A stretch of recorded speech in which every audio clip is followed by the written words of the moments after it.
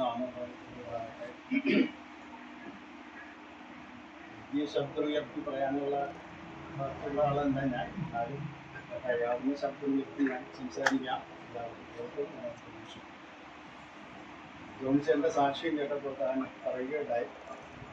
പ്രായമായതുകൊണ്ട് പലപ്പോഴും പല പ്രവർത്തനങ്ങൾക്കും സഹകരിക്കാനായിട്ട് അല്പം ബുദ്ധിമുട്ടുണ്ട്. പ്രത്യേകിച്ച് ഞാനപ്പോൾ ഓക്കെയാണ്. ഇപ്പോൾ ഇവിടെ ഇരിക്കുന്ന ചെറുപ്പക്കാരും മധ്യവയസ്കരായ ആളുകൾ കുറച്ചുകൂടി കഴിയുമ്പോൾ ഇതുപോലെ തന്നെയാണ് സാക്ഷി പറയാനായിട്ട് തോന്നി പ്രിവായിസ് പറയുന്നത്.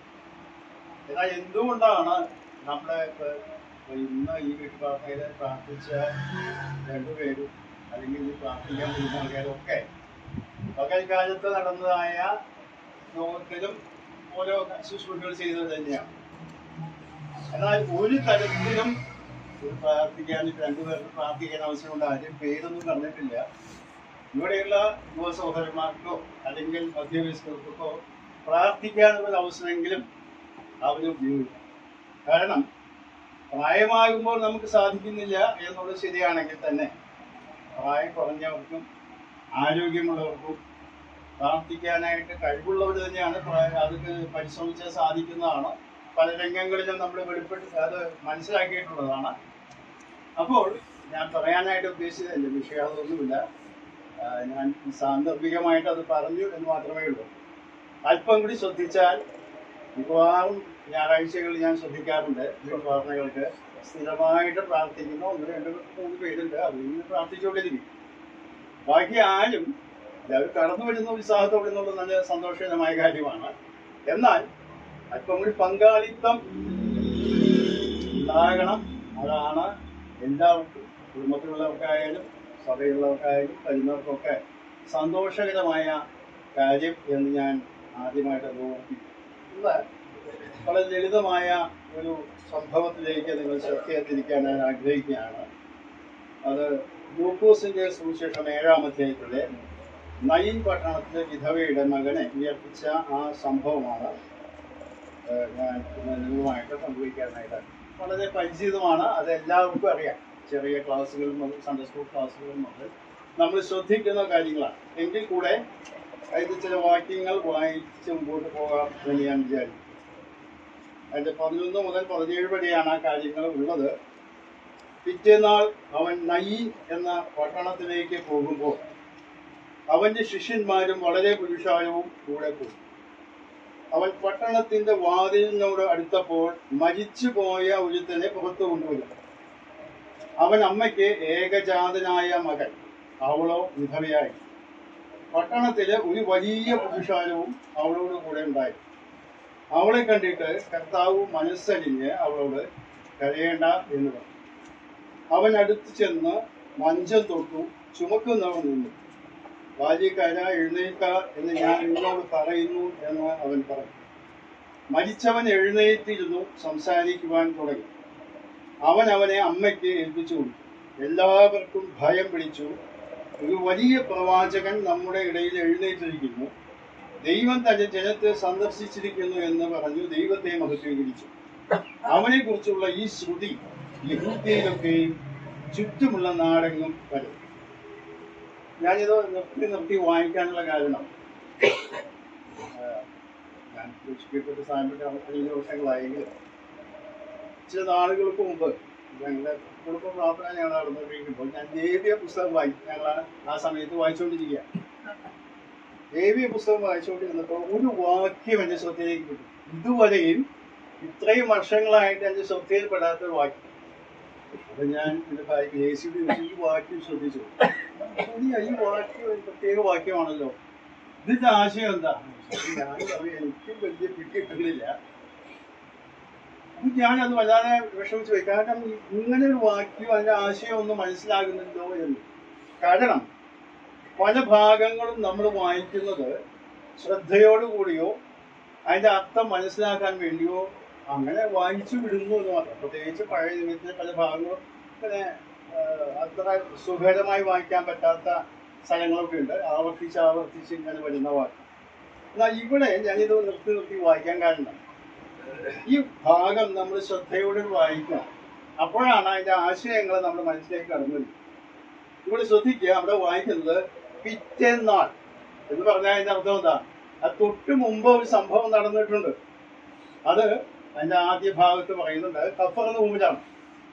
കഫർനഹൂമിൽ നടന്ന സംഭവം രാജപുത്രന്റെ ശതാധിപന്റെ മകനെ സൗഖ്യപ്പെടുത്തുന്ന കാര്യമാണ്. അത് മറ്റു വിഷയങ്ങൾ അല്പം വ്യത്യാസമുണ്ടെങ്കിലും ലൂക്കോസ് എഴുതിയതും കാര്യമായ വ്യത്യാസമില്ലാതെ എഴുതിയിട്ടുണ്ട്.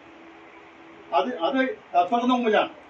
ഇവിടെ വായിക്കുന്നത് നയീൻ എന്ന പട്ടണത്തിലേക്കാണ്. ഞാൻ ഇതൊന്ന് പരിശോധിച്ചപ്പോൾ നയീൻ എന്ന പട്ടണം കഫർനഹൂമിൽ ഏകദേശം 30 മൈൽ ദൂരമുണ്ട്. 30 മൈൽ ദൂരം എന്ന് പറഞ്ഞാൽ ഏകദേശം 52 കിലോമീറ്റർ ദൂരമുള്ള ഒരു സ്ഥലത്തേക്കാണ് കർത്താവ് ശിഷ്യന്മാരും കാൽനടയായിട്ടാണ് വരുന്നത്, വാഹനത്തിലൊന്നുമില്ല. കാരണം അവിടെ ശ്രദ്ധിച്ച് വായിച്ചു നോക്കിയറിയാം, വളരെ പുരുഷാരവും അവന്റെ കൂടെയുണ്ട്. അപ്പൊ കർത്താവിന്റെ രീതി അനുസരിച്ച് യാത്ര ചെയ്തു വരുമ്പോഴൊക്കെ റബ്ബിമാരൊക്കെ അങ്ങനെ ചെയ്യാറുണ്ട്. വഴിയിൽ നടക്കുമ്പോഴും അവരെ ഉപദേശങ്ങളൊക്കെ പറയും. കർത്താവ് വീട്ടിൽ പ്രസംഗിക്കുന്നുണ്ട്, അല്ലെങ്കിൽ മലയിൽ കയറി പ്രസംഗിച്ചു, അങ്ങനെ പല സ്ഥലങ്ങൾ പടകിൽ കയറിയിരുന്ന് സംസാരിച്ചു. അതൊക്കെ ശരിയാണെങ്കിൽ ഈ നിലയിലും സംസാരിക്കാറുണ്ട്. തന്നെയുമില്ല, കർത്താവ് ചെയ്യുന്ന അത്ഭുതങ്ങൾ കാണാനും ആസ്വദിക്കാനും കർത്താവിന്റെ വാക്കുകൾ കേൾക്കാനും ഒക്കെ കൂടിയാണ് വലിയൊരു പുരുഷാരം തന്നെ കൂടെ. ഞാൻ ഈ ഭാഗം ചിന്തിച്ചപ്പോഴേ കർത്താവ് എന്തിനു വേണ്ടിയാണ് ഈ 50 കിലോമീറ്റർ അല്ലെങ്കിൽ 50 കിലോമീറ്റർ നടക്കുക എന്ന് പറഞ്ഞാൽ എന്താ ദൂരം എന്ന് പറയാം? നമ്മളൊന്ന് ആലോചിച്ചറിയാം എത്ര ദൂരം വരും. ഇവിടെ അങ്കമാലിക്ക് 40 കിലോമീറ്റർ, പിന്നെ അവിടെ നിന്ന് 10 കിലോമീറ്റർ കൂടി പോയാൽ അത്രയും ദൂരമുണ്ട്. ഇവിടെ അത്രയും ദൂരം. അപ്പൊ രാവിലെ ആരംഭിച്ച് എനിക്ക് തോന്നുന്നത് ഉച്ചതിരിഞ്ഞ സമയമായി കാണും. അത്രയും ദൂരം നടന്ന് എന്തിനാ കർത്താവ് പോയി? ലൂക്കോസിന്റെ സുവിശേഷത്തിൽ മാത്രമാണ് ഈ നയീന്റെ വിധവയുടെ മകനെ ഉയർപ്പിച്ച കാര്യം രേഖപ്പെടുത്തിയിട്ടുണ്ട്. മറ്റൊരു സുവിശേഷങ്ങളിലൊന്നും തന്നെ ഈ കാര്യം ഇല്ല എന്ന് കാണാം. അപ്പോൾ കർത്താവിന് ചില പ്രത്യേക ഉദ്ദേശം ഉണ്ടായിരുന്നു എന്ന് കാണാൻ സാധിക്കും. അപ്പോൾ ഞാൻ ഈ സുവിശേഷങ്ങളൊക്കെ വായിക്കാനും പഠിക്കാനും ചില ദിവസങ്ങളൊക്കെ ശ്രമിക്കാറുണ്ട്. അതിന് കാരണം യേശു കർത്താവ് ഭൂമിയിൽ മനുഷ്യനായിട്ട് വന്ന് ജീവിച്ച് പല കാര്യങ്ങൾ ചെയ്തത് നമുക്ക് അനുകരിക്കാൻ വേണ്ടി ഒരു മാതൃക നൽകാൻ വേണ്ടി കൂടിയാണ്. അപ്പോൾ ഇത്രയും ബുദ്ധിമുട്ടി ഈ 50 കിലോമീറ്റർ നടന്ന് ഒരു സ്ഥലത്തേക്ക് ചെല്ലുമ്പോൾ ഒരു പ്രത്യേക ലക്ഷ്യത്തോടു കൂടിയാണ് കർത്താവ് യാത്ര ചെയ്തത്. നയീന്റെ പട്ടണത്തിൽ ഒരു വിധവയുണ്ടെന്നും അവിടെ ഒരു മകനുണ്ടെന്നും ഇതൊക്കെ കർത്താവിന് അറിയാം. അവർ പറഞ്ഞതായിട്ടൊന്നും മനസ്സിലാക്കുന്നില്ല. പക്ഷേ ഈ ഒരു ലക്ഷ്യത്തോടു കൂടിയാണ് കർത്താവ് യാത്ര ചെയ്യുന്നത്. നടക്കുകയാണെന്ന് ആലോചിക്കണം. നമ്മുടെ ഭാവനയിൽ പോലും നമുക്കിപ്പോൾ ചിന്തിക്കാൻ പറ്റുകയില്ല ഒരു 50 കിലോമീറ്റർ നേരം വെളുത്ത് എഴുന്നേറ്റ് നടക്കുകയാണ്. ഞാൻ വളരെ ചെറുപ്പമായിരുന്ന സമയത്ത് ഞാൻ ഓർക്കുന്നുണ്ട്, ഞാൻ ജോലിയായിട്ട് കൊട്ടാരക്കരയായിരുന്നു ജോലി. ഞാൻ അവിടെ ചെന്നപ്പോൾ ഒരു ദിവസം ഇടയ്ക്ക് ഒരു ദിവസം അവധി ദിവസമാണ്. അപ്പം ഞാനും എൻ്റെ സുഹൃത്ത് ഏകദേശം ഞങ്ങൾ വളരെ പ്രായക്കാരാണ്. അദ്ദേഹവും വിവാഹം കഴിച്ചിട്ട് ഞാൻ വിവാഹം കഴിച്ച് വളരെ ചെറുപ്പമാണ്. അപ്പം നമുക്കൊന്ന് ഏതായാലും അപ്പം ഞങ്ങളുടെ കൂടെയുള്ളവരൊക്കെ വിവാഹിതരും കുറച്ച് പ്രായമുള്ളവരൊക്കെയാണ് ലോഡ്ജിൽ താമസിക്കുന്നത്, വീട് വാടകയ്ക്കെടുത്ത് താമസിക്കുന്നത്. നമുക്കൊന്ന് ഏതായാലും ഇറങ്ങാം എന്ന് പറഞ്ഞ് ഞങ്ങൾ ഇറങ്ങി. അപ്പം രാവിലെ ഒരു 9:30 ഇറങ്ങി കുറേ ദൂരം നടന്ന് വഴി അവസാനിക്കുന്നില്ല. പല വഴിക്കെങ്കിലും പോയി കുറേ എത്തിയപ്പോഴേ ഞാനും അദ്ദേഹം പറഞ്ഞു, പന്ത്രണ്ടായി ഇനി നടക്കാൻ പറ്റും. നോക്കുമ്പോൾ KSRTC ഒക്കെ വഴിക്ക് വരുന്നുണ്ട്. ഞങ്ങൾ ബസ്സിൽ കയറി ഇവിടെ വന്നപ്പോഴാണ്. അപ്പൊ ഞങ്ങൾ ചെന്നപ്പോൾ അവർ ചോദിച്ചു, ഇത് ഇവിടെ നിങ്ങൾ പോയി അത് ഇന്ന സമയം എത്ര ദൂരം ഉണ്ടെന്ന് അറിയാമോ? ഞങ്ങൾ അളന്നില്ല. ബസ് കൂലി കണക്കാക്കുമ്പോൾ ഒരു 10-15 കിലോമീറ്റർ കാണും എന്ന്. അപ്പൊ അവര് ഞങ്ങളെ കളിയാക്കാൻ തുടങ്ങി. വേനലായിട്ടില്ല, വലിയ ചൂടായിട്ടില്ല, ഇപ്പൊ തന്നെ നിങ്ങൾക്ക് ചൂടായോ എന്നൊക്കെ പറഞ്ഞ് ഞങ്ങളെ കളിയാക്കാൻ തുടങ്ങി. അപ്പൊ ഞാൻ പറയുന്നത് അത്ര ദൂരം നടക്കുമ്പോൾ തന്നെ അതിന്റെ ക്ലേശം എത്രയാണെന്ന് നമുക്കറിയാം. എന്നാൽ ഇവിടെ കർത്താവ് ചെയ്ത ആ മാതൃക ഞാൻ ചൂണ്ടിക്കാണിക്കട്ടെ. കർത്താവും ശിഷ്യന്മാരും വലിയൊരു പുരുഷാരവും കൂടെയുണ്ട്. അപ്പോൾ വളരെ വേഗത്തിൽ നടക്കാനും സാധ്യമല്ല.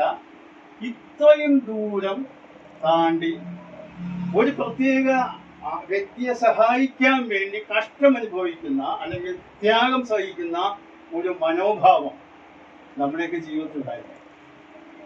പലപ്പോഴും നമുക്കറിയാം, ഇവിടെ ഞായറാഴ്ച ദിവസങ്ങളൊക്കെ നമ്മൾ എല്ലാവരെയും ഓർമ്മിക്കും. മറ്റുള്ള ദിവസങ്ങളൊക്കെ സൗകര്യപ്പെട്ടാൽ വരും, അല്ലെങ്കിൽ പല കാരണങ്ങളുണ്ട് വരാതിരിക്കാൻ. അതിപ്പോൾ ഞാൻ ആരും കുറ്റം പറയാൻ വേണ്ടി പറഞ്ഞതല്ല. ശ്രമിച്ചാൽ വരാവുന്ന കുറച്ച് പേരെങ്കിലും ഉണ്ട് എന്നാണ് ഞാൻ മനസ്സിലാക്കുന്നത്. എന്തുമാകട്ടെ, ഒരു വ്യക്തിയെ സഹായിക്കാനായിട്ട് ഭർത്താവ് ചെയ്ത ആ ത്യാഗം അല്ലെങ്കിൽ ആ അധ്വാനം നാം ഒന്ന് മനസ്സിലാക്കി. ഞാൻ ഈ ഭാഗത്ത് ഓർക്കുമ്പോഴൊക്കെ ജോലിച്ചേട്ടൻ്റെ കാര്യം ഓർക്കാറുണ്ട്. പലപ്പോഴും പലരെയും സഹായിക്കാനായിട്ട് വളരെ ബുദ്ധിമുട്ടി കാര്യങ്ങളൊക്കെ ചെയ്യുന്ന വ്യക്തിയാണ് ജോലിച്ചേട്ടൻ. അത് നമുക്ക് എല്ലാവർക്കും അറിയാം. അത് ഞാൻ പറയാൻ ഉദ്ദേശിച്ചത് കർത്താവിൻ്റെ മാതൃക തന്നെയാണ്. എന്ന് പറഞ്ഞാൽ വലിയ കാര്യമായിട്ടൊന്നും നമുക്ക് തോന്നില്ലെങ്കിലും കായികമായി ക്ലേശം സഹിച്ച് ബുദ്ധിമുട്ടി മറ്റൊരു വ്യക്തിയെ സഹായിക്കാൻ വളരെ ബുദ്ധിമുട്ടുന്ന കർത്താവിനെയാണ് ഇവിടെ ഞാൻ പറയട്ടെ. മുമ്പോട്ട് പോകട്ടെ. അവിടെ ആ സ്ഥലത്തേക്ക് ചെല്ലുമ്പോൾ അവിടെയുള്ള അവസ്ഥ വളരെ ദുഃഖകരമായ ഒരവസ്ഥയാണ്. എന്ന് പറഞ്ഞാൽ ആ പട്ടണത്തിന്റെ വാതിലിലേക്ക് കടക്കുന്നു. അന്നൊക്കെ അങ്ങനെ ഉണ്ടല്ലോ. പട്ടണത്തിന്റെ വാതിലിലേക്ക് ചെന്നപ്പോൾ ഒരു വലിയ പുരുഷാരം, ഇവരുടെ കൂടെ ഒരു വലിയ പുരുഷാരമുണ്ട്. അവിടെ വായിച്ചാൽ ശ്രദ്ധിച്ചാൽ അറിയാം. വേറൊരു പുരുഷാരം ഇങ്ങോട്ട് എതിരായിട്ട് വരും. അവര് പട്ടണത്തിന്റെ പുറത്തേക്ക് വരികയാണ്. ഒരു മരിച്ച വ്യക്തിയുടെ മൃതശരീരവുമായിട്ട് അവരടക്കം ചെയ്യാനായിട്ട് വരുന്നതായ ഒരു ചിത്രമാണ് അവിടെ കാണുന്നത്. അപ്പോൾ കർത്താവ് ചെല്ലുന്ന സന്ദർഭം വളരെ ദുഃഖകരമായ ഒരു സാഹചര്യത്തെ അഭിമുഖീകരിക്കാൻ വേണ്ടിയാണ് ചെല്ലുന്നത്. നമുക്കറിയാം, യോഹന്നാൻ സുവിശേഷം 4-ാം അധ്യായത്തില് ശമരിയക്കാരത്തിയോട് സംഭവമൊക്കെ നമുക്ക് നന്നായിട്ടറിയാം. അത് വളരെയധികം പ്രാവശ്യം നമ്മൾ പ്രസംഗങ്ങളൊക്കെ ധ്യാനിച്ചത് കേട്ടിട്ടുള്ളതാണ്. അവിടെയും കർത്താവ് വഴി നടന്ന് ക്ഷീണിച്ച് അവിടെ ഇരുന്ന് എന്നാണ് വായിക്കുന്നത്. അപ്പോൾ അങ്ങനെ ക്ഷീണിച്ചിരുന്നെങ്കിലും തനിക്കൊരു ഉദ്ദേശമുണ്ട്. ഇവിടെ ഒരു സ്ത്രീ കടന്നുവരും, അവയോട് സുവിശേഷം പറയണം, അല്ലെങ്കിൽ ദൈവരാജ്യത്തെക്കുറിച്ച് പറയണം. മറ്റാരും വേണ്ട, ശിഷ്യന്മാരെയൊക്കെ ഭക്ഷണം വാങ്ങിക്കാനായിട്ട് പോയി. അപ്പോൾ ആ ക്ഷീണിച്ചിരിക്കുന്ന കർത്താവും സുവിശേഷം പങ്കുവെച്ചതായിട്ട് നാം വായിക്കും.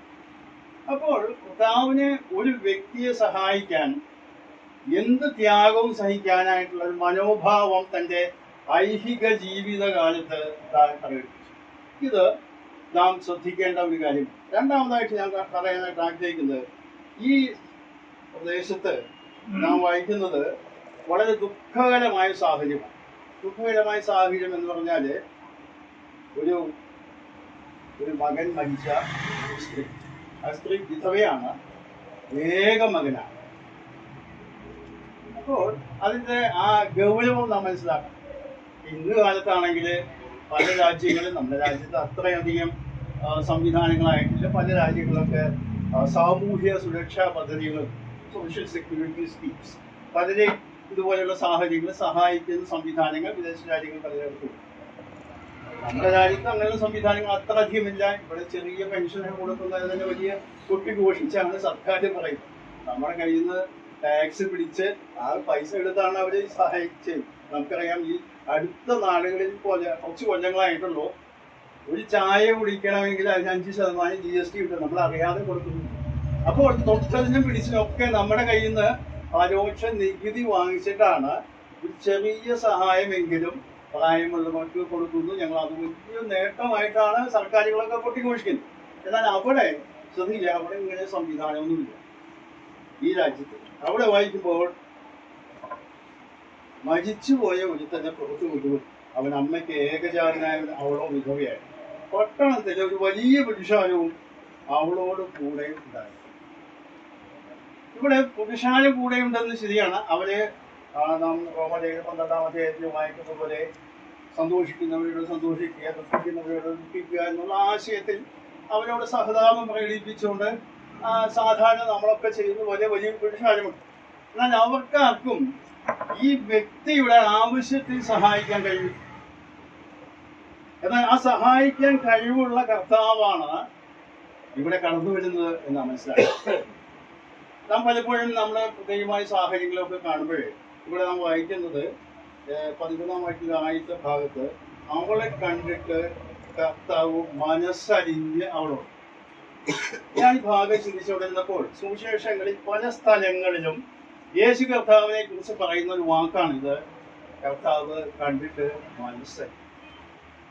എന്ന് പറഞ്ഞാൽ ഒരു ഹൃദയത്തിന്റെ നുറുക്കത്തോട് കൂടെയാണ് കർത്താവ് പല കാര്യങ്ങളും ഏർപ്പെട്ടത്.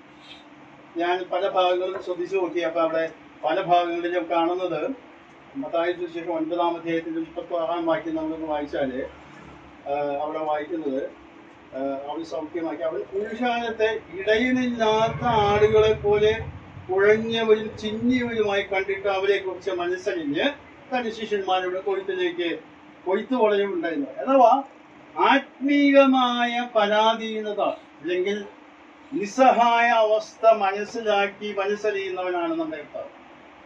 രണ്ടാമത് നാം മറ്റ് പല ഭാഗങ്ങൾ വായിച്ചാൽ മാർക്കോസ് സുവിശേഷം 1-ാം അധ്യായത്തിൽ കുഷ്ഠരോഗി വന്ന് കർത്താവിനോട് പറഞ്ഞു, നിനക്ക് മനസ്സുണ്ടെങ്കിൽ ഞാൻ ശുദ്ധമാക്കണം എന്നൊക്കെ പറഞ്ഞപ്പോഴേ കർത്താവ് മനസ്സറിഞ്ഞ് അവനെ സൗഖ്യമാക്കിയെന്ന് മാത്രമല്ല അവനെ സ്പർശിച്ച് അവനെ തൊട്ട് അവന് മനസ്സുണ്ട് എന്ന് പറഞ്ഞാൽ ശാരീരിക പ്രയാസങ്ങളുടെ മധ്യത്തിൽ മനസ്സറിയുന്ന കർത്താവ്. അതുപോലെ മറ്റ് രംഗങ്ങൾ നമുക്കറിയാം. 5 അപ്പം കൊണ്ട് 5000 പേരെ പോഷിപ്പിച്ച സമയത്തും അല്ലെങ്കിൽ 4000 ആളുകളെ പോഷിപ്പിച്ച സമയത്തും ഒക്കെ അവിടെ പറയുന്നത് കർത്താവ് അവരുടെ അവസ്ഥ കണ്ടപ്പോൾ മനസ്സറിഞ്ഞ് അവരോട് പറഞ്ഞു, നിങ്ങൾ അവർക്ക് ഭക്ഷിക്കാൻ തുടങ്ങും. ശിഷ്യന്മാർ അവരെ പറഞ്ഞയക്കണം. അവര് ഇപ്പോൾ ഇത്രയും വലിയ പുരുഷാരത്തെ സംവിധാനമൊന്നും പോഷിപ്പിക്കാനുള്ള സംവിധാനമൊന്നും നമുക്കില്ലല്ലോ. അപ്പൊ കർത്താവിന് മനസ്സറിഞ്ഞപ്പോഴാണ് കർത്താവ് അവരെ സഹായിക്കാനായിട്ടും. എന്നാൽ നമുക്കറിയാം യോഹന്നാന്റെ സുവിശേഷം 11-ാം അധ്യായത്തില് ഭാഗമൊക്കെ പരിചയമുള്ള ഭാഗങ്ങളായതുകൊണ്ടാണ് ഞാൻ എടുത്തു വായിപ്പിക്കാത്തത്. മാർത്തയും മറിയയുടെയും സഹോദരൻ ലാസർ മരിച്ചു. ലാസർ മരിച്ചതിന് ശേഷം 4 ദിവസം കഴിഞ്ഞാണ് കർത്താവ് അവിടെ എത്തി. മാർത്തയൊന്ന് കഴിഞ്ഞ് കാര്യങ്ങളൊക്കെ പറഞ്ഞു. അതിനുശേഷം മറിയയും കരഞ്ഞു. പിന്നെ അവിടെ നാം എഴുതിയിരിക്കുന്നതും അതിന്റെ 11-ാം അധ്യായത്തിന്റെ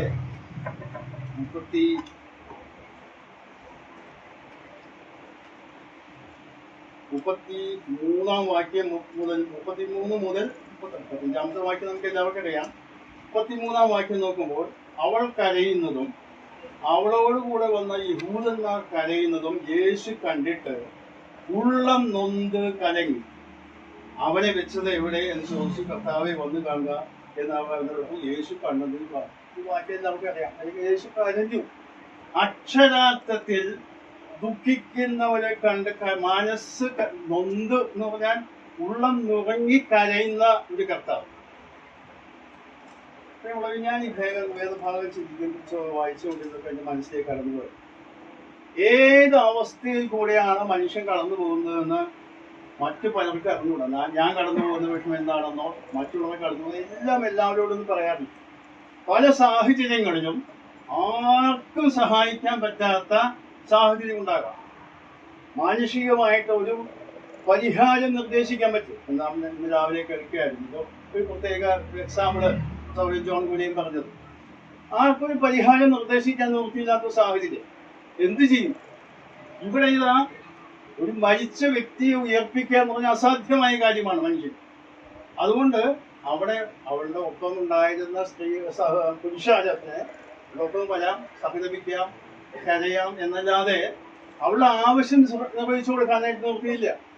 എന്നാൽ ഇവിടെ ഇതാ കർത്താവ് പറയുന്ന വാക്ക് വളരെ ശ്രദ്ധേയമാണ്. ആ വാക്ക് ശ്രദ്ധിക്കുക. അവളോട് പറഞ്ഞ വാക്ക് അവളെ കണ്ടിട്ട് കർത്താവ് മനസ്സറിഞ്ഞ് അവളോട് കരയേണ്ടായി. ഞാൻ ഈ ഭാഗം വായിച്ചുകൊണ്ടിരുന്നപ്പോൾ എന്റെ മനസ്സിലേക്ക് കൂടെ കടന്നു. കർത്താവ് കരയേണ്ട എന്ന ഒരു വ്യക്തിയോട് പറഞ്ഞാൽ അതിന് പരിഹാരം കാണുവാൻ കർത്താവിന് കഴിയും. നാം പലപ്പോഴും അത് നമ്മൾ വിശ്വസിക്കാറില്ല. കാരണം നമ്മളെ പരിശ്രമിച്ച് നമ്മുടെ കാര്യങ്ങളൊക്കെ ചെയ്യാനായി ശ്രമിക്കും. നമ്മൾ ഉത്തരവാദിത്തങ്ങൾ നിർവഹിക്കണം. എന്നാൽ മാനുഷികമായ പരിമിതികൾ നമുക്കൊക്കെ ഉണ്ട്. ഇതുപോലെയുള്ള സാഹചര്യങ്ങൾ അല്ലെങ്കിൽ മറ്റു ചില സാഹചര്യങ്ങൾ ഒരു മനുഷ്യനെ സഹായിക്കാൻ പറ്റില്ല എന്ന് തോന്നാവുന്ന സാഹചര്യങ്ങളിൽ കൂടെ നാം കടന്നു പോകുമ്പോഴും നമ്മെ സഹായിക്കാൻ കർത്താവില്ല. ഇവിടെ ഈ വിധവയ്ക്ക് യാതൊരു പ്രതീക്ഷയില്ല. മരിച്ചു, ഏകജാതനായ മകനാണ്, അവൾ വിധവയാണ്. ആരോ കൂടി ചെയ്യാവുന്ന അവളുടെ ആ സംസ്കാരം നടത്തുക എന്നുള്ളതാണ്. അതിനു വേണ്ടിയാണ് ആളുകൾ എല്ലാവരും പോകുന്നത്. അപ്പോൾ ഇവിടെ ശ്രദ്ധിക്കാനുള്ളത്, ഈ വിധവ എന്തെങ്കിലും കർത്താവിനോട് ആവശ്യപ്പെട്ടതായിട്ട് നാം കാണുന്നില്ല. വിധവ അല്ലെങ്കിൽ ഇതിന് മുൻപുള്ള ഈ അധ്യായത്തിന് മുൻപുള്ള സംഭവം നാം വായിച്ചാൽ ആ ശതാധിപന്റെ മകനെ ശതാധിപന് വേണ്ടി റെക്കമെൻഡ് ചെയ്യാൻ അത്ര യഹൂദ പ്രമാണിമാരുണ്ടായിരുന്നു. അവൻ സിനഗോഗ് പള്ളിയൊക്കെ പണിത് വന്നിട്ടുള്ള ആളാണ്, അവൻ യോഗ്യനാണ്. അതുപോലെ അവന്റെ ദൂതന്മാർ വന്ന് പറയാനുള്ള റെക്കമെൻഡേഷൻ ഉണ്ട്. ഇവിടെ ഒരാളും റെക്കമെൻഡ് ചെയ്യുന്ന ഈ സഹോദരി പോലും ദുഃഖത്തിൽ മുഴുകി, തന്റെ മകന്റെ ദുഃഖത്തിൽ മുഴുകി ഇങ്ങനെ ഇരിക്കുക. എന്ത് ചെയ്യണം? അപ്പോൾ അവളുടെ അവസ്ഥ മനസ്സിലാക്കി ഇടപെടാനും പറയാനും പറ്റുന്ന ഒരു വ്യക്തിയാണ് കർത്താവ് എന്നവിടെ തെളിയിക്കും. കഴിയണ്ട. പലപ്പോഴും നമുക്കുള്ള കൽപ്പന അങ്ങനെയല്ല. ഇബ്രായ ലേഖനം 4-ാം അധ്യായത്തിന്റെ വാക്യം നമുക്ക് നന്നായിട്ട് അറിയാം. ഇബ്രായ ലേഖനം 4-ാം അധ്യായത്തിന്റെ 15-16 വാക്യങ്ങൾ നാം പലപ്പോഴും വായിക്കുന്ന വാക്യമാണ്. ഇബ്രായ 4:15-16. നമുക്കുള്ള മഹാപുരോഹിതൻ നമ്മുടെ ബലഹീനതകളിൽ സഹതാപം കാണിക്കാൻ കഴിയാത്തവനല്ല, പാപമൊഴികെ സർവത്തിൽ നമുക്ക് തുല്യമായി പരീക്ഷിക്കപ്പെട്ടവനത്രേ നമുക്ക്. അതുകൊണ്ട് കരുണ ലഭിപ്പാനും തൽസമയത്ത് സഹായത്തിനുള്ള കൃപ പ്രാപിപ്പാനുമായി നാം ധൈര്യത്തോടെ കൃപാസനത്തിന് ചെല്ലുക. ഇവിടെ ഒരു ആഹ്വാനം നമുക്ക് നൽകുകയാണ്. കർത്താവിന്റെ സന്നിധിയിലേക്ക് തൽസമയത്ത്, ആ ഇൻസ്റ്റൻസിൽ, ആ സമയത്ത് വേണ്ടതായ സഹായം. നമ്മുടെയൊക്കെ ജീവിതത്തിന്റെ അനുഭവങ്ങളിൽ നാം പലപ്പോഴും അനുഭവിച്ചറിഞ്ഞിട്ടുള്ളതായിരിക്കണം. ആ ജീവിതത്തിന്റെ സാഹചര്യത്തിൽ മറ്റാർക്ക് സഹായിക്കാൻ കഴിയില്ലെങ്കിലും കർത്താവിന് സഹായിക്കണം. ഇവിടെ വായിക്കുന്ന വാക്ക് കൃപാസനത്തിനടുത്ത് ചെല്ലുക എന്നാണ്. ഈ കൃപാസനം എന്ന വാക്കുണ്ട്, പല അർത്ഥങ്ങളുണ്ട്. ഒരു അർത്ഥം മാത്രം ഞാൻ നിങ്ങളുടെ മുമ്പിൽ കൊണ്ടുവരാം. പുറപ്പാട് പുസ്തകം 25-ാം അധ്യായത്തിന്റെ 22-ാമത്തെ വാക്യം. പുറപ്പാട് പുസ്തകം 25-ാം അധ്യായത്തിന്റെ 22-ാമത്തെ വാക്യം നോക്കുക.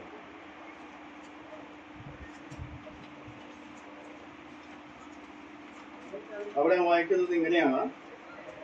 അവിടെ 21-ാം വാക്യം, കൃപാസനത്തെ പെട്ടകത്തിൽ മീതെ വെക്കണം, ഞാൻ തരുവാനിരിക്കുന്ന സാക്ഷ്യ പെട്ടകത്തിനകത്ത് വെക്കാം. അവിടെ ഞാൻ നിനക്ക് പ്രത്യക്ഷനായി കൃപാസനത്തിൽ നിന്നും സാക്ഷ്യ പെട്ടകത്തിന്മേൽ നിൽക്കുന്ന 2 കെരൂബുകളുടെ നടുവിൽ നിന്നും ഇസ്രായേൽ മക്കൾക്കായി ഞാൻ നിന്നോട് കൽപ്പിപ്പാനിരിക്കുന്ന സകലവും നിന്നോട് അഴിച്ചു. 2 കാര്യങ്ങളാണ് അവിടെ പറയുന്നത്. ഒന്ന്, ദൈവിക സാന്നിധ്യം അവിടെയുണ്ട്. 2, ദൈവിക സന്ദേശം അവിടെയുണ്ട്. അപ്പോൾ നാം കൃപാസനത്തിന് അടുത്ത് ചെല്ലുമ്പോൾ നമുക്ക് ദൈവിക സാന്നിധ്യം അനുഭവിച്ചറിയാം. ഈ സാഹചര്യത്തിൽ നാം എങ്ങനെ മുമ്പോട്ട് പോകും എന്നുള്ളതായ ദൈവികമായ നടത്തിപ്പും നിർദ്ദേശങ്ങൾ ദൈവോധനത്തിന്റെ അടിസ്ഥാനത്തിൽ നമുക്ക്. അപ്പോഴുള്ളത് ഞാൻ ഈ ഭാഗം ഞാൻ ചിന്തിച്ചുകൊണ്ടിരുന്നപ്പോഴേ കർത്താവിന്റെ ആ മനോഭാവം വളരെ ആകർഷണീയമായിട്ടിരിക്കുന്നു. ഈ വിധവ ഒന്നും തന്നെ ആവശ്യപ്പെട്ടിട്ടില്ല. വിധവയുടെ സങ്കടത്തിൽ മുഴുകി അവൾക്ക് ഒന്നും പറയാൻ പോലും നിവൃത്തിയില്ല. ആ സാഹചര്യത്തില് ആ സാഹചര്യം തിരിച്ചറിഞ്ഞ് കർത്താവ് അവളോട് പറയണ കരയേണ്ട. കർത്താവ് കരയേണ്ട എന്ന് പറഞ്ഞാൽ ആ പ്രശ്നത്തിന് അപ്പോൾ തന്നെ വലിയ പരിഹാരമായി. കാരണം സകലത്തിൽ മേലെ അധികാരമുള്ള കർത്താവാണ്.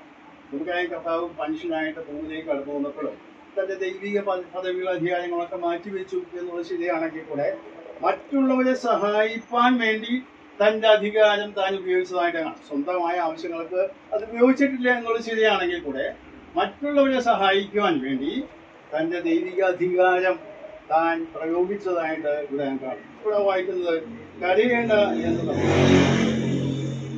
അവനടുത്ത് ചെന്നു മഞ്ചം തൊട്ടു ചുമക്കുന്നവർ. ഇവിടെ ഇതാ വളരെ വിചിത്രമായി തോന്നാം. ആ മഞ്ചത്തിൽ ചുമന്നുകൊണ്ട് പോയി നമ്മുടെ പോലത്തെ ഇൻഡിവിജ്വൽ മഞ്ചം അല്ല, അത് മൊത്തത്തിൽ ഈ മുസ്ലിംസ് കൊണ്ടുപോകുന്നുള്ള ഒരു മഞ്ചമാണ്. അതിൽ ഈ വ്യക്തിയുടെ ദേഹം പൊതിഞ്ഞ് വെച്ച് അങ്ങനെ കൊണ്ടുപോകും. അപ്പോൾ കുറച്ച് പേര് കൂടി ചുമന്ന് കൊണ്ടുപോകുമ്പോഴാണ് കഥ പറയുന്നത്. കരയേണ്ട എന്ന് പറഞ്ഞിട്ട് മാത്രമല്ല, പ്രാവർത്തികമായി അവിടെ പ്രകടിപ്പിക്കുന്ന രംഗം നാം കാണും. മഞ്ചിന്റെ തൊടുമ്പോൾ ആളുകൾ അതിശയിക്കും, എന്തായി പറയുന്നത്, ഈ ആളെ കുഴിച്ചിടുന്നു, മനുഷ്യനെ കുഴിച്ചിടുന്നു. പക്ഷേ ഇവിടെ ഏതാ കർത്താവ് അവിടെ ഇടപെടുകയാണ്. ഇടപെട്ട് പറയുന്നത്, ഈ സ്ത്രീയോട് പറഞ്ഞ വാക്ക് കരയേണ്ട എന്ന് പറഞ്ഞതിന്റെ ശരിയായ അളവിലുള്ള പ്രയോഗം അവിടെ കാണുകയാണ്. അവിടെ മഞ്ചം തൊട്ടു. നമുക്ക് നിന്നു. എന്തായി സംഭവിക്കാൻ പോകുന്നത് നമുക്കറിയാൻ പാടില്ല. അടുത്ത വാചകമാണ് വളരെ ശ്രദ്ധേയം. ബാല്യക്കാര എഴുന്നേൽക്ക എന്ന് ഞാൻ നിന്നോട് പറയുന്നു എന്ന്. കർത്താവിന്റെ ആ കൽപ്പനയുടെ മുൻപിൽ മരിച്ച വ്യക്തി ജീവനുള്ളവനായി തീർന്നു.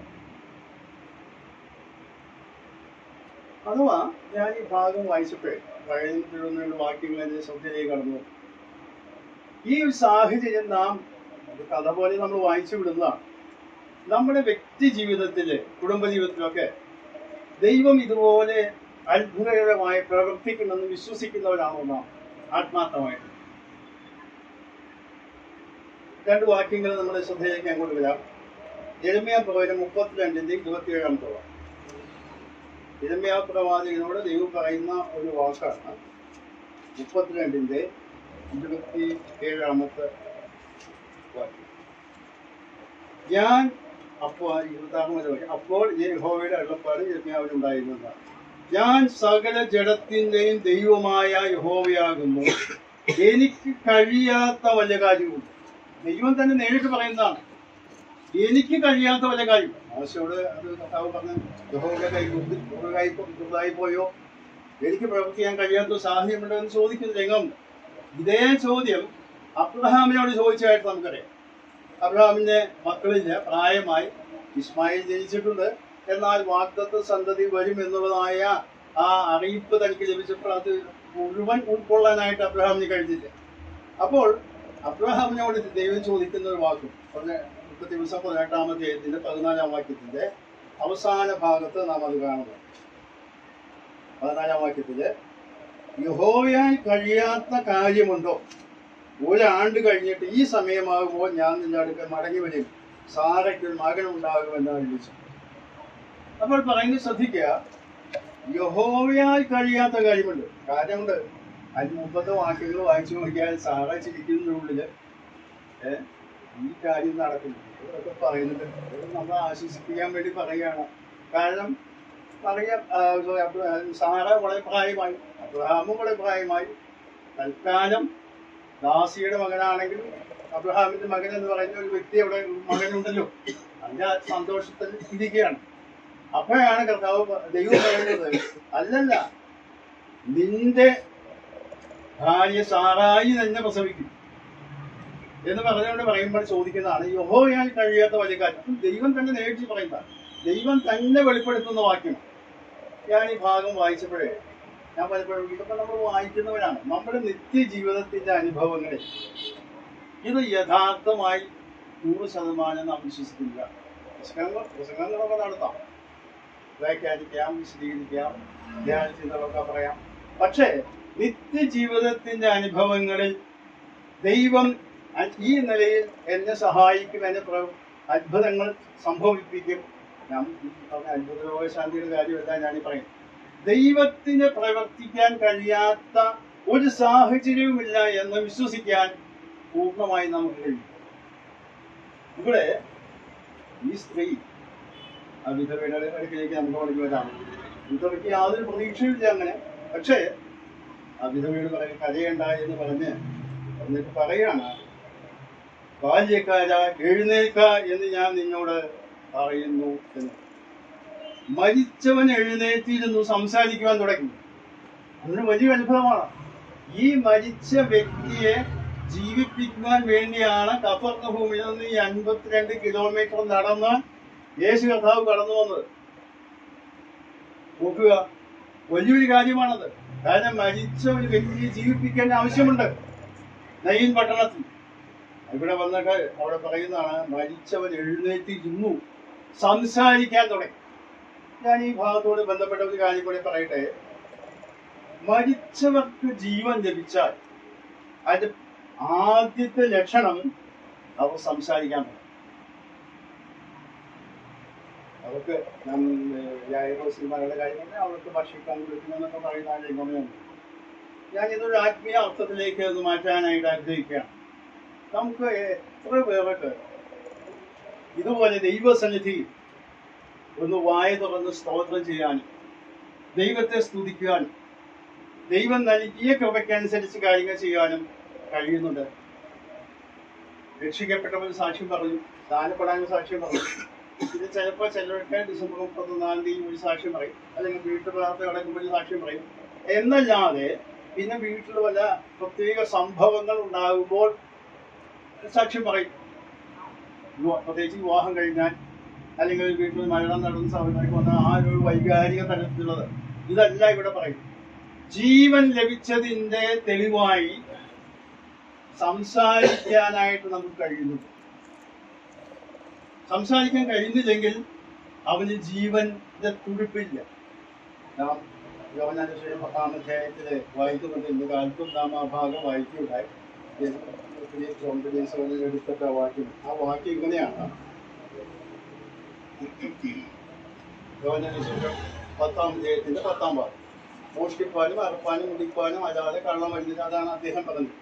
അതിന് താഴെയുള്ള അവർക്ക് ജീവൻ ഉണ്ടാകുവാനും സമൃദ്ധിയായി ഉണ്ടാകുവാനും അത്രേ ഞാൻ വന്നിരിക്കുന്നു. ജീവനുണ്ടായാൽ മാത്രമല്ല, സമൃദ്ധിയായി ജീവൻ. എന്താ ഈ സമൃദ്ധിയായി ജീവൻ എന്ന് പറയുന്നത്? അത്രയൊക്കെ പ്രായമായുമ്പോൾ ആളുകളൊക്കെ വിഷമിച്ചിട്ട് നടക്കും, കാര്യങ്ങളൊക്കെ നടക്കും.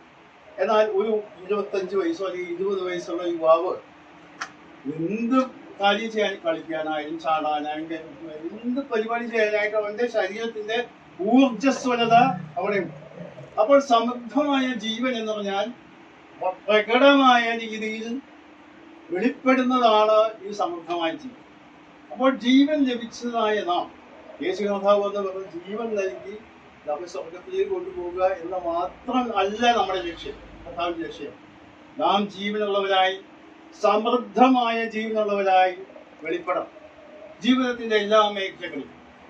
പലപ്പോഴും നമ്മളൊക്കെ വിചാരിക്കുന്നത്, ഞാൻ അടുത്ത കാലത്ത് ഞാൻ ഈ പരിസ്ഥിതി ശുശ്രൂഷകളിൽ പോകാറില്ല, വിളിക്കുന്ന വളരെ വർഷങ്ങളായിട്ട് ഞാൻ പോയിട്ടുണ്ട്. എന്നാൽ അതിനേക്കാൾ ഉപരി നമ്മൾ ദൈനംദിന ജീവിതത്തിൽ ഇടപെടുന്ന തൊഴിൽ മേഖലകളിൽ ഒക്കെ ഇടപെടുന്നവരോട് നമുക്ക് ഒന്ന് പങ്കുവയ്ക്കാൻ നമുക്ക് കഴിയുമോ നമ്മുടെ സുവിശേഷം? നമ്മൾ ആരാണ്, എന്താണ് ചോദിച്ചാൽ ഞാൻ പലപ്പോഴും ഓർക്കാറുള്ള ഭാഗമാണ്. പലപ്പോഴും നമ്മുടെ ആളുകൾ നമ്മളോട് ചോദിക്കും, നിങ്ങളുടെ പ്രത്യേകത എന്താ, നിങ്ങളുടെ സഭയ്ക്ക് എന്നൊക്കെ ചോദിച്ചാൽ നമ്മൾ പറയുന്നത് ഞങ്ങൾ ആഭരണം ധരിക്കുന്നില്ല, ഞങ്ങൾ സിനിമ കാണാൻ പോകുന്നില്ല, കണ്ടുപിടിക്കാൻ പോകുന്നു, ഇതൊക്കെയാണ് നമ്മൾ പറയുന്നത്. അത് ശരിയാണ്, എന്നാൽ അതല്ല പറയേണ്ടത്. ഞങ്ങളൊക്കെ പാപത്തിൽ ജനിച്ച് ജീവിച്ചപ്പോഴും വ്യക്തിപരമായി യേശു കർത്താവിനെ കണ്ടുമുട്ടി. ഞങ്ങളുടെ പാപത്തിന് പരിഹാരം വരുന്നു, യേശു കർത്താവ് ഞങ്ങളുടെ രക്ഷകനായി സ്വീകരിച്ചു. ഇന്ന് ഞങ്ങളുടെ ജീവിതത്തിൽ പരിശുദ്ധാത്മാവ് ദൈവിക സാന്നിധ്യമായി വസിക്കുന്നുണ്ട്. ആ ദൈവത്തെ പ്രസാദിപ്പിച്ച് ജീവിക്കുക എന്നുള്ളതാണ് ഞങ്ങളുടെ ജീവിത ലക്ഷ്യം. അതിനു വേണ്ടിയാണ് ഇത് ചെയ്യുന്നത്. ജോലിയൊക്കെ ചെയ്യുന്നുണ്ട്, തൊഴിലൊക്കെ ചെയ്യുന്നുണ്ട്, അത് കാര്യം ശരിയാണെങ്കിൽ ഈ നിലയിൽ ഒരു സാക്ഷ്യം പറയാനായിട്ട് നമ്മുടെ സഹപ്രവർത്തകരോട്, തൊഴിൽ മേഖലകളിൽ ഞങ്ങൾ കണ്ടുമുട്ടുന്നവരോട്, നാം ഇടപെടുന്നവരോട് അതിന് തക്കതായ ജീവിത സാക്ഷ്യം നമുക്കുണ്ടായിരിക്കണം. അത് ശരിയാണ് എന്ന് പങ്കുവെക്കാൻ നമുക്ക് കഴിഞ്ഞാൽ വലിയൊരു പ്രസംഗം നടത്തുന്നതിനേക്കാൾ സ്വാധീനിക്കുന്ന ഒരു മേഖലയാണ് അത്. ഇവിടെ ഞാൻ ശ്രദ്ധിക്കുക, ഇവൻ മരിച്ചവൻ എഴുന്നേറ്റിരുന്നു സംസാരിച്ചു, അവനെ അമ്മയ്ക്ക് ഏൽപ്പിച്ചു. തൊട്ടടുത്ത വാക്ക് എല്ലാവർക്കും ഭയം പിടിച്ചു. മാത്രമല്ല അതിൽ തൊട്ട് താഴെ വായിക്കുന്ന ഒരു വലിയ പ്രവാചകൻ നമ്മുടെ ഇടയിൽ എഴുന്നേറ്റിരിക്കുന്നു, ദൈവം തന്റെ ജനത്തെ സന്ദർശിച്ചിരിക്കുന്നു എന്ന് പറഞ്ഞ് ദൈവത്തെ മഹത്വീകരിച്ചു. ഇവിടെ ആത്യന്തികമായി ഉണ്ടായ സംഭവം ആ വിധവയ്ക്ക് മകൻ തിരിച്ചു കിട്ടി, വലിയൊരു കാര്യമാണ്. പക്ഷേ ആ ജീവൻ ലഭിച്ചതിലൂടെ ദൈവത്തെ മഹത്വീകരിക്കുവാനായിട്ട് ചുറ്റുപാടും അത് വീക്ഷിച്ചതായ എല്ലാവരെയും മനസ്സിൽ വ്യാപിച്ചു. നമ്മുടെയൊക്കെ ജീവിതം കൊണ്ട് അങ്ങനെ ഒരു അനുഭവം മറ്റുള്ളവർക്ക് കാണിക്കാൻ പറ്റും. നമ്മുടെ ജീവിതത്തിന്റെ പ്രത്യേകത കണ്ടുകൊണ്ട്, നമുക്ക് ജീവൻ ലഭിച്ചതാണെന്ന് കണ്ടുകൊണ്ട് ദൈവത്തെ മഹത്വപ്പെടുത്തുവാൻ നമ്മുടെ ജീവിതങ്ങൾ ഒരുക്കപ്പെടുമോ? ഒരുക്കപ്പെട്ടാൽ അത് വലിയൊരു കാര്യമാണ്. തൊട്ടടുത്ത വായിക്കുന്നത് അവനെ കുറിച്ചുള്ള ഈ ശ്രുതി യഹൂദയിലൊക്കെ ചുറ്റുമുള്ള നാടെങ്കിലും. അപ്പോൾ ഇതിന്റെ കാരണം എന്താ? ഈ യവനക്കാരൻ ജീവനുള്ള എഴുന്നേറ്റ് നിന്ന് സംസാരിക്കാൻ തുടങ്ങി. ആ അമ്മയുടെ ദുഃഖം മാറി. അത് മാത്രമല്ല, ദൈവനാമം മഹത്വപ്പെടുകയായി. നമ്മുടെയൊക്കെ ജീവിതം ഞാൻ വാക്കുകളെ ആഗ്രഹിക്കുന്നു. നമ്മുടെയൊക്കെ ജീവിതത്തിന്റെ ആകത്തുക വേണ്ടത്, നാം ഈ ലോകത്ത് വളരെ കാര്യങ്ങളൊക്കെ സമ്പാദിച്ചു കൂട്ടി, പല കാര്യങ്ങൾ ചെയ്തു, പലതും പ്രശ്നങ്ങളൊക്കെ ഉണ്ടാക്കി, അല്ലെങ്കിൽ കുടുംബത്തെ പുലർത്തി മക്കളെ വളർത്തി വിവാഹം കഴിച്ചു കൊച്ചുമക്കളായി അല്ലെങ്കിൽ പേരക്കുട്ടികളായി, അല്ലെങ്കിൽ അവർ നല്ല നിലയിലായി, ഇതൊക്കെ ചെയ്ത് ശരിയാണ്, നല്ല കാര്യമാണ്, ഇതൊക്കെ ചെയ്യാൻ ഉദ്ദേശിക്കപ്പെട്ടതാണ്. എന്നാൽ ആത്യന്തികമായി എന്റെയും നിങ്ങളുടെയും ജീവിതം മുഖാന്തരം ദൈവനാമം മഹത്വപ്പെടുവാൻ നമ്മെ ദർശിക്കുന്ന വ്യക്തികൾക്ക് കഴിയുമെങ്കിൽ അതാണ് ജീവിതം കൊണ്ട് സാധിക്കുന്നത്. ഇതുപോലെ ഞാൻ എൻ്റെ വാക്കുകളോട് കുറിച്ച് ഈ നയിൻ്റെ വിധവയുടെ മകൻ്റെ സംഭവം ഞാനിന്ന് വായിച്ച്, ഈ കാര്യം വായിച്ച് ധ്യാനിച്ചപ്പോൾ എൻ്റെ ഹൃദയത്തിലേക്ക് കടന്നു വന്ന ചിന്തകൾ ഞാൻ നിങ്ങളുമായി പങ്കുവച്ചു. ഇത് എന്നോട് തന്നെ സംസാരിച്ച ഭാഗമാണ്.